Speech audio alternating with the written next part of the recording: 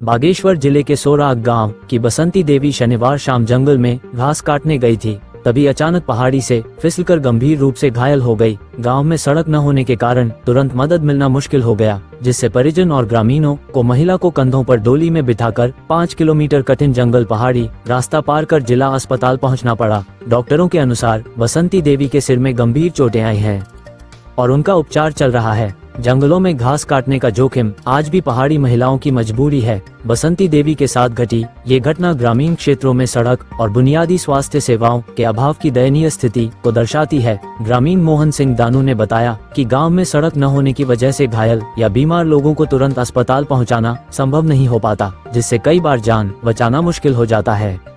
हालांकि सोराग गांव तक सड़क बन चुकी है, लेकिन पिंडर नदी पर पुल 2020 से अब तक नहीं बन पाया है, जिससे सड़क का वास्तविक लाभ ग्रामीणों को नहीं मिल पाया। यही कारण है कि घायल बसंती देवी को लेकर 24 घंटों बाद कड़ी मशक्कत से ग्रामीण अस्पताल पहुंचे। ये समस्या सिर्फ सोराग तक सीमित नहीं, बल्कि उत्तराखंड के कई पहाड़ी क्षेत्रों में आम है, जहां पुल और सड़क जैसी आवश्यक बुनियादी संरचनाओं की कमी ग्रामीण जीवन को बेहद कठिन बना रही है। सरकार से अनुरोध है कि इन गंभीर समस्याओं का शीघ्र समाधान किया जाए, ताकि पहाड़ी जीवन संरक्षित और सुगम हो सके। ये जंगल का रास्ता है, जंगली जानवरों का खतरा है, सुबह आने को गाड़ी की कोई सुविधा नहीं है, 5 किलोमीटर पैदल चलना पड़ता है।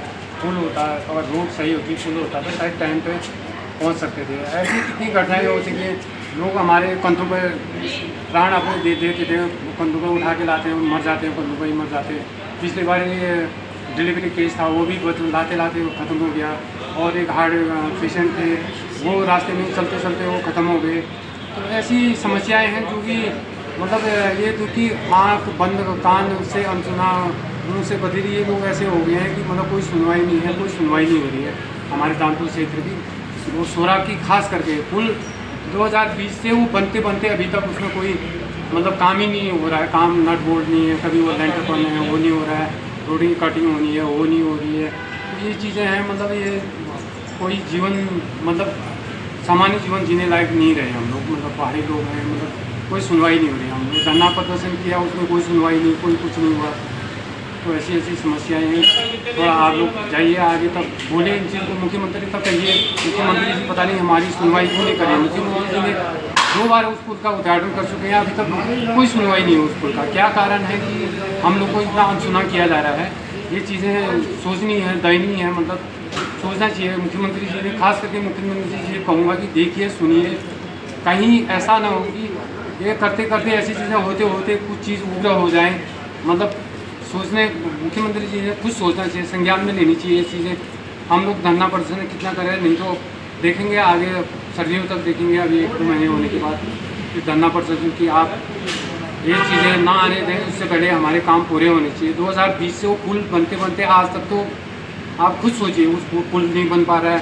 रोडों की हालत देखिए, वो दयनीय है। बिना पुल के रोड पास कर दी है, क्या कोई देखने लायक कोई सुविधाएं आप देखिए कुछ इस चीज़ को। तो कल गिरी राजमार्ग में, तो वहाँ से करीब 3-4 बजे की बात है।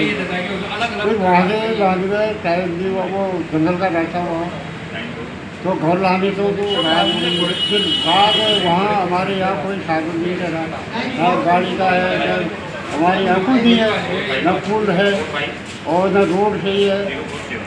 तो अभी सुबह उठ के 5 किलोमीटर पैदल रोड पे लाए, कुर्सी में, डोली में, तो गाड़ी रोड में लाए कि वहाँ से पानी पर हॉस्पिटल पहुँच गए।